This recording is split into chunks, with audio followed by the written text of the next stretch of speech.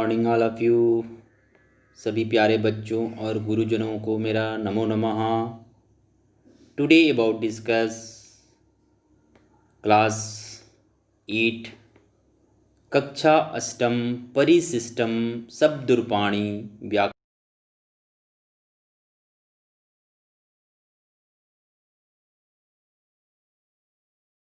क्या हैं पुल्लिंग शब्द होती क्या हैं। मैंने पिछली वीडियोस में आप लोगों को अकारांत के बारे में, पुल्लिंग्स के बारे में, शब्द रूपाणी देव शब्द के बारे में, विभक्ति के बारे में, वचंस के बारे में आप लोग को चर्चा कर चुका हूँ, अध्ययन कर चुका हूँ। तो अकारांत होती क्या है, नपुंसक लिंग क्या होते हैं, इसके बारे में भी मैंने चर्चा की आपसे। गृह शब्द के बारे में बताया, गृह शब्द को चला कर बताया कि गृह शब्द कैसे चलाए जाते हैं, वचन के हिसाब से, विभक्ति के हिसाब से कैसे चलते हैं व्याकरण खंड में। द्वितीय विभक्ति, प्रथम विभक्ति जो होती हैं वो कैसे समान सुवर्ण होते हैं, इसके बारे में भी मैंने चर्चा किया। आकारांत स्त्रीलिंग क्या होते हैं, इसके बारे में भी मैंने आपसे चर्चा किया। रमा शब्द जो होती हैं लक्ष्मी का रूप होती हैं, इसके बारे में भी वचन के हिसाब से और विभक्ति के हिसाब से मैंने आप लोग को चला के समझाया कि होती क्या है। तो आज बात करेंगे हम उकारांत जो शब्द हैं, उकारांत जो शब्द हैं विभक्ति के हिसाब से कैसे चलाया जाता है। देख सकते हैं इकारांत के बारे में मैं पुल्लिंग, स्त्रीलिंग इकारांत, हरि शब्द, मति शब्द, इकारांत स्त्रीलिंग, नदी शब्द के बारे में भी मैं आपसे चर्चा कर चुका हूँ। तो बात करते हैं पुल्लिंग्स क्या होते हैं। मैं फिर से पुनः बताना चाहूँगा कि पुल्लिंग्स होती क्या हैं, इकारांत होती क्या है। जिस शब्द के अंत में ई शब्द का प्रयोग होता हो, छोटे ई शब्द का प्रयोग होता हो, वह क्या कहलाती हैं, इकारांत कहलाती हैं। जैसे हरि, हरिभ्याम, मरी, ये शब्द क्या हैं, उनके यथा हैं। पुल्लिंग शब्द क्या होते हैं, पुरुष जाति का बोध कराने वाले वस्तु को पुल्लिंग कहते हैं।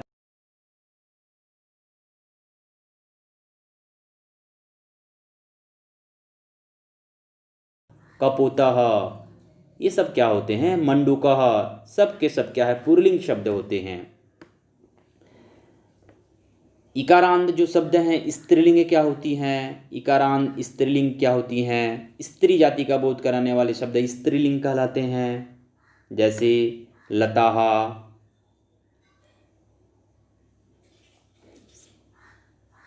स्त्री जाति जो होती हैं ये सब स्त्री जाति के लिए स्त्रीलिंग कहलाते हैं, है ना। इकारांत क्या होती हैं मैंने बताया। उसके बाद कुछ इकारांत स्त्रीलिंग जो कि बड़ई के मात्रा में यहाँ पर हुई है, पहले छोटई के मात्रा में हुई थी, अभी बड़ई की मात्रा में आ गई है स्त्रीलिंग। नदी शब्द के बारे में हम चर्चा करेंगे कि नदी शब्द होती क्या है। तो बात करते हैं उनकी विभक्ति क्या होती है। जब भी आप वीडियोस को देखेंगे, बुक्स को ओपन कीजिएगा और अच्छे से स्टडी करने की कोशिश कीजिएगा। जहाँ आपको दिक्कतें आती हैं, जहाँ आपको समझ नहीं आती है, मेरे को बताइएगा, पुनः मैं उस पैराग्राफ्स को, उस व्याकरण खंड को पुनः मैं आपको समझाने की कोशिश करूँगा।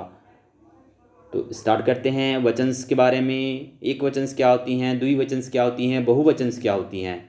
एक वचंस के बारे में बात की गई है। इकारांत स्त्रीलिंग नदी शब्द, पेज नंबर 86 में देखिएगा। स्त्रीलिंग क्या होती हैं, विभक्ति क्या होती हैं। विभक्ति जो होती है 7 प्रकार की विभक्ति होती हैं। 8वां जो है वो संबोधन का रूप होता है। संबोधन जो शब्द का प्रयोग होता है दीर्घ अवस्था के लिए होती है, दीर्घ काल के लिए होती है, दीर्घ अवधि के लिए होती है, दीर्घ संवाद के लिए होती है। यथा हे राम, हे लक्ष्मणो, हे रामः, हे हनुमन्तः। जब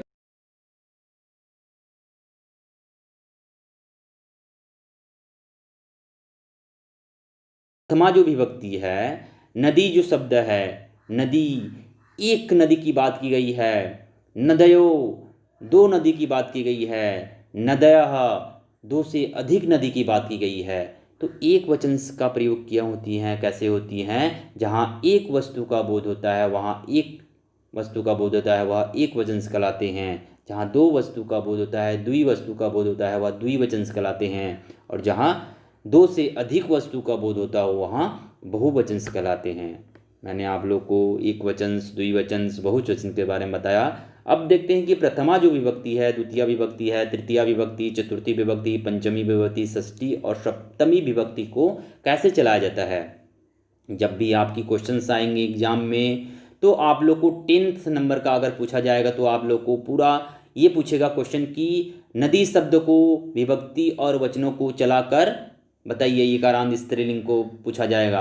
अगर 5 नंबर का क्वेश्चन आएगा तो प्रथमा विभक्ति, द्वितीय विभक्ति को पूछेगा, षष्ठी सप्तमी को कभी नहीं पूछेगा, आप लोग याद रखिएगा। तो इस प्रकार आप याद रखिए, कुछ ट्रिक्स बताऊंगा याद करने की, मैं उसको फॉलो कीजिएगा आप लोग। तो बात करते हैं प्रथमा विभक्ति के बारे में बात करते हैं। जो प्रथमा विभक्ति है, प्रथमा विभक्ति नदी शब्द का प्रयोग हुआ है एक वचन में, द्विवचन में और बहुवचन में। तो जो समान वर्ण हैं, जैसे द्विवचन तृतीया, चतुर्थी और पंचमी, तृतीया, चतुर्थी और पंचमी को याद रखिए। समान वर्ण को द्विवचन में समान वर्ण है नदीभ्याम, नदीभ्याम, नदीभ्याम, इसको याद रखिएगा। पंचमी और षष्ठी विभक्ति में एक वचन में नदयः, नदया दिया हुआ है। पंचमी और षष्ठी विभक्ति में इसको आप सर्कल लगा लीजिएगा, मार्क्स लगा लीजिएगा।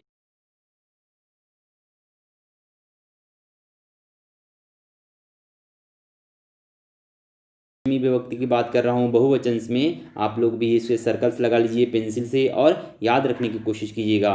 2 से 3 बार आप नोट डाउन कीजिएगा कॉपी में, रफ कॉपी में, और 4th बाद आप इमेजिन करके लिखने की कोशिश कीजिए, बिना देखे लिखने की कोशिश कीजिए। आपके मेमोराइज में क्या होती है, यह बैठ जाएगी। तो याद करने के लिए अच्छे से ट्रिक्स है, आप फॉलो कीजिएगा।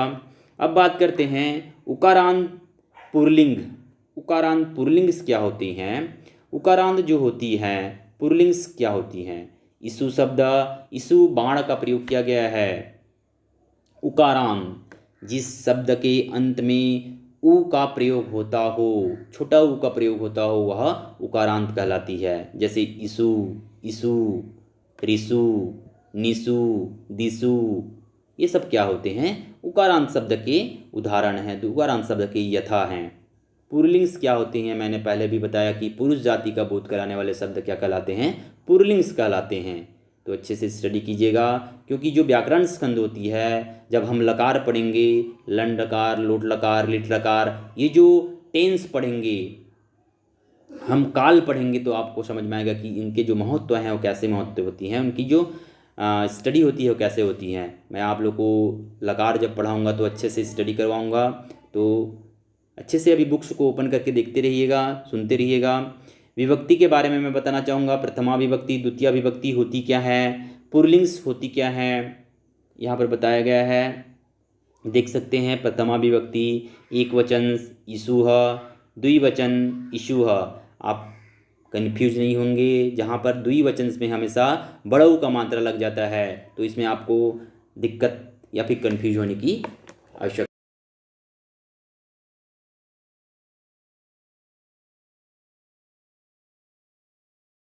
से अधिक बाण की बात की गई है, 2 से अधिक बाणों की बात की गई है। द्विवचन की बात करते हैं, इशुम, इशु, इशुन। एक है इशु, एक बाण है, 2 बाण है और 2 से अधिक बाण का प्रयोग किया गया है। द्वितीय विभक्ति और प्रथमा विभक्ति की बात की गई है इसमें। तो नेक्स्ट पेजेस पलटिएगा, पेज नंबर 87 की बात करते हैं। 87 पेज नंबर में आइएगा कि इशु के बारे में और क्या चीज़ बताया गया है। तृतीया विभक्ति की बात की गई है, चतुर्थी विभक्ति, पंचमी विभक्ति, षष्ठी विभक्ति, सप्तमी विभक्ति और संबोधन विभक्ति के बारे में मैंने बताया कि यह दीर्घ अवस्था के लिए होती हैं। तो दीर्घ कैसे अवस्था होती है, मैंने आपको इसके पहले वाले जो व्याकरण ने बताया। तृतीया विभक्ति इषुणा, इषुभ्याम, और तृतीया विभक्ति की बात करते हैं, इषुणा, इषुभ्याम और इषुभ्यः, इषुभिः। यहाँ पर बताया गया है इषुभिः, इषुभ्याम, इषुणा। तो हमेशा याद रखिएगा, पुल्लिंग जो शब्द होते हैं, इकारांत हो, उकारांत हो, ऋकारांत हो, अकारांत हो, जब भी पुल्लिंग शब्द की बात की जाएगी, उनके जो तृतीया वचन, चतुर्थी और पंचमी विभक्ति होती हैं, सेम होती हैं, समान होती हैं। इषुभुः, इषुभ्यः, इषुभ्यः आप देख सकते हैं। इसो, इसो ये देख सकते हैं, पंचमी और षष्ठी। इसो, इसो, षष्ठी और सप्तमी देख सकते हैं। ये जो समान वर्ण है, आप पेंसिल से टिक लगा लीजिएगा। तृतीया विभक्ति, चतुर्थी विभक्ति, पंचमी विभक्ति, षष्ठी विभक्ति, संपत्ति और संबोधन। संबोधन की बात की गई, हे ईशो, हे ईशु, हे ईशवः। तो आप व्याकरण खंड को अच्छे से पढ़िएगा और नोट डाउन कीजिएगा। उसके बाद बात करते हैं ऋकारांत पुल्लिंग्स क्या होती हैं।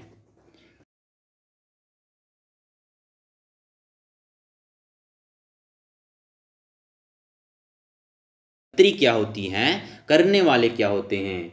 तो करने वाले जो होते हैं, कर्त्री, कर्ता शब्द की बात की गई है। हिंदी में कर्ता बोला जाता है, करने वाले शब्द को कर्ता बोला जाता है, और संस्कृत में कर्त्री, कर्त्री शब्द का प्रयोग किया जाता है। तो कर्त्री क्या होती हैं, इकारांत, ऋकारांत क्या होती हैं, और पुल्लिंग्स क्या होती हैं। पुल्लिंग्स के बारे में मैं आपसे चर्चा कर चुका हूँ, ऋकारांत के बारे में चर्चा कर चुका हूँ। तो कर्त्री शब्द क्या होती हैं, इसके बारे में मैं आपको बताना चाहूँगा। कर्त्री जो शब्द होती हैं, करने वालों को बोला जाता है। एग्जाम्पल, रामः रावणः हस्तव्यम, राम ने रावण को बाण से मारा। या फिर रामः रावणः बाणः हस्तव्यम, राम ने रावण को बाण से मारा। कैसे मारा, बाण से मारा। मारने वाला कौन है, यहाँ पर कर्त्री है, राम है, कर्ता है। तो आप लोग याद करेंगे कि करने वाला हमेशा राम यहाँ पर कर रहा है, क्या कर रहा है, मारने का काम कर रहा है। तो इस प्रकार आप याद रखेंगे कि कर्त्री जो होती हैं, कर्ता जो होती हैं, ये करने वालों को बोला जाता है। तो इस प्रकार कर्त्री जो होती है मैंने एग्जाम्पल के रूप में बताया। अब विभक्ति क्या होती हैं, उनके वचन्स क्या होते हैं, इसके बारे में मैं आपसे चर्चा करूँगा। विभक्ति होती क्या है, विभक्ति 7 विभक्ति होते हैं जो संबोधन होती हैं। वह क्या होती हैं, दीर्घ अवधि, दीर्घ समय और दीर्घ संवाद के लिए होती हैं।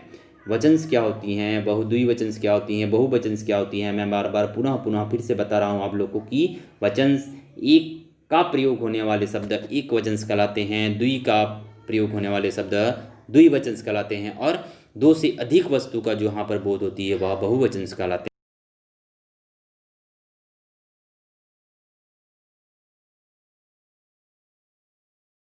राम एक है, तो यहाँ पर एक वचन का प्रयोग हुआ है।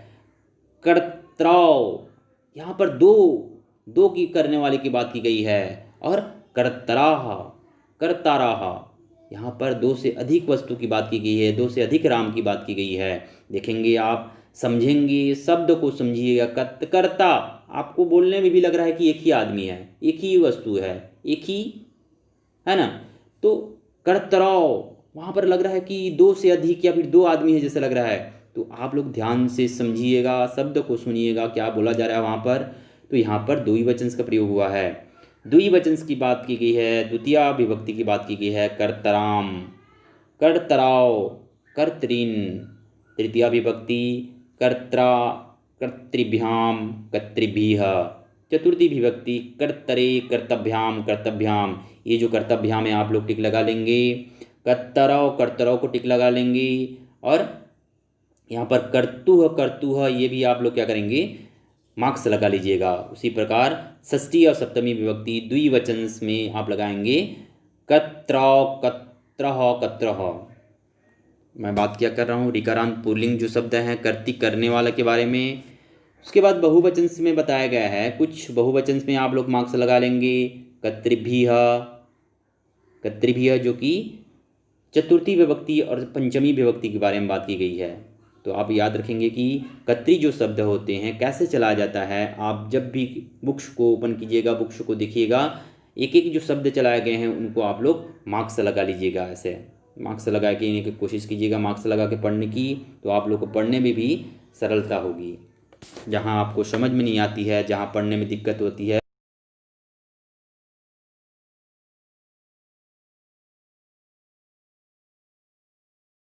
क्या आपको बता दूंगा। तो नेक्स्ट पेजेस के रूप में देखते हैं ऋकारांत स्त्रीलिंग के बारे में। मातृ शब्द और माता शब्द का प्रयोग हुआ है। मैंने आप लोगों को क्या बताया, ऋकारांत पुल्लिंग के बारे में समझाया पहले। अब ऋकारांत स्त्रीलिंग क्या होती हैं इसके बारे में मैं आपसे चर्चा करना चाहूँगा। ऋकारांत स्त्रीलिंग, री शब्द का जहाँ पर प्रयोग होता है वहाँ पर ऋकारांत कहलाती हैं। स्त्री जाति का बोध होता है वहाँ पर स्त्रीलिंग कहलाती हैं। मातृ जो शब्द होती हैं यह री, देखिए री शब्द का प्रयोग हो रहा है यहाँ पर। तो यह मातृ जो शब्द है वह री है, लास्ट में अंत में री आ रही है, इसीलिए ऋकारांत कहेंगे हम इसको। और स्त्रीलिंग जो होती हैं, जहाँ स्त्री जाति का बोध कराते हैं या फिर स्त्री जाति का बोध होता है, वह स्त्रीलिंग कहलाते हैं। माता शब्द की बात की गई है, माता आप लोग को स्त्रीलिंग लग रहा है। माता जो शब्द है, जितनी भी स्त्री जाति आती हैं, महिलाएं आती हैं, गर्ल्स जो आते हैं वो सब स्त्रीलिंग में आते हैं, जितने पुरुष आते हैं वो पुरुष जाति में आते हैं। तो समान सी बात है, आप लोग को इसमें ज़्यादा मेहनत करने की ज़रूरत नहीं है। तो बात करते हैं विभक्तिस क्या होती हैं और वचन्स क्या होते हैं। विभक्ति की बात की गई है, विभक्ति क्या होती हैं, वचन्स क्या होते हैं और द्विवचन्स और बहुवचन्स क्या होते हैं। मैंने आप लोग को विभक्ति और वचन्स के बारे में पहले भी चर्चा कर चुका हूँ कि प्रथमा जो विभक्ति होती है, माता, मात्र, मात्रः, मात्रम, मातरौ, मातृः, मात्रा, मात्राभ्याम, मातृभ्यः। देख सकते हैं सभी वचन्स में अलग अलग मात्राओं की प्रयोग की गई है, अलग अलग वचन्स के प्रयोग हुए हैं, अलग अलग विभक्ति की प्रयोग हुई है। तो आप इसको नोट डाउन करते समय ध्यान दीजिएगा, विभक्ति क्या होती हैं, वचन्स क्या होती हैं, द्विवचन्स क्या होती हैं।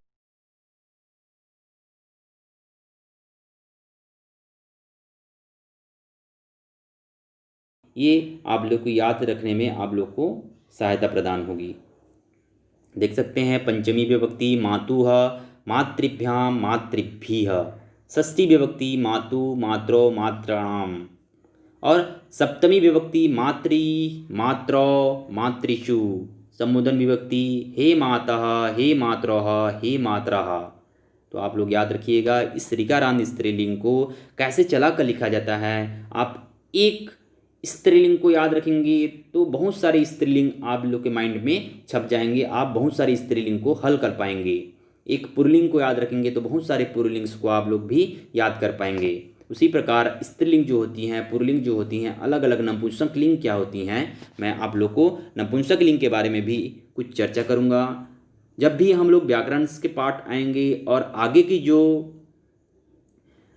संधि हैं, समास हैं, व्याकरण खंड में और अच्छे से स्टडी करेंगे और देखेंगे कि व्याकरण क्या होती हैं। तो बात करते हैं हम हलंत पुल्लिंग शब्द की, आत्मान, आत्मज। आत्मा जो शब्द हैं पेज नंबर 87 की बात की गई है। हलंत, हलंत, आत्मन, हलंत जो शब्द होते हैं पुल्लिंग शब्द होती हैं। आत्मन जो आत्मा की बात की गई है। हलंत क्या होती हैं, जहाँ पर आप कुछ भी चीज़ के लिए हलंत लगाए जाते हैं, हलंत।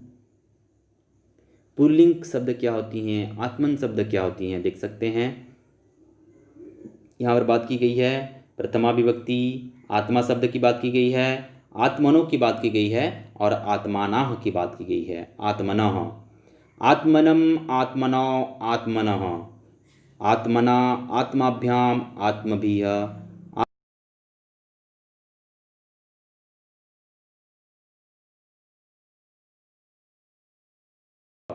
इस प्रकार कुछ कुछ वर्ड्स जो हैं आप लोग को पढ़ने में दिक्कत होंगी। बार बार आप स्टडी कीजिएगा, कुछ लिखने की कोशिश कीजिएगा तो आपको पढ़ने में भी सुविधा होगी और अच्छे से आप लोग को याद भी हो जाएंगे।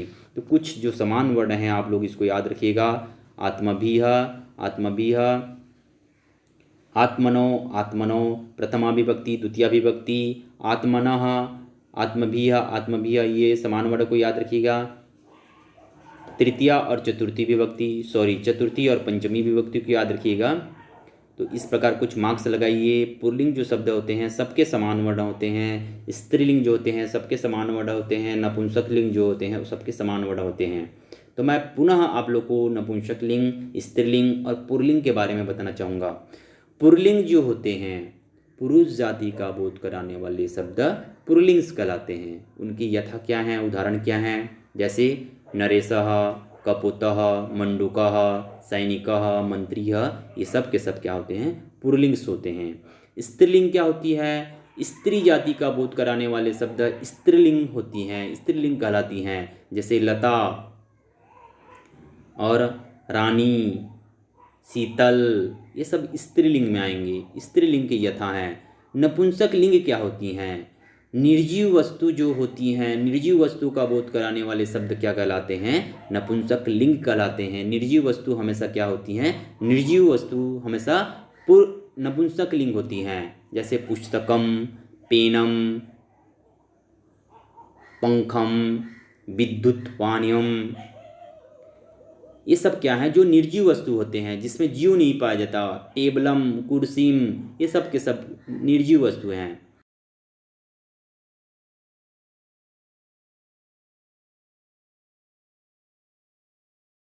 सबसे पहला ग्राफ में हम लोग स्टडी करेंगे कुछ हलंत पुल्लिंग के बारे में, करीन हाथी शब्द के बारे में, राजा शब्द के बारे में, और मध्यम पुरुष सर्वनाम के बारे में हम लोग नेक्स्ट क्लासेस के उत्तम पुरुष क्या होती हैं, मध्यम पुरुष क्या होती हैं, एक वचन क्या होते हैं, तत् शब्द क्या होते हैं, इस सब चीज़ के बारे में पैराग्राफ के अनुसार स्टडी करेंगे। अच्छे से स्टडी कीजिएगा और अच्छे से पढ़ने की कोशिश कीजिएगा।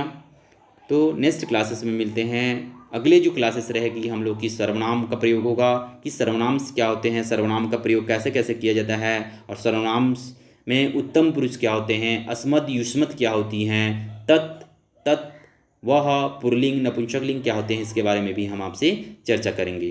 तो नेक्स्ट क्लासेस में मिलते हैं और अच्छे से स्टडी करेंगे। बाय बेटा।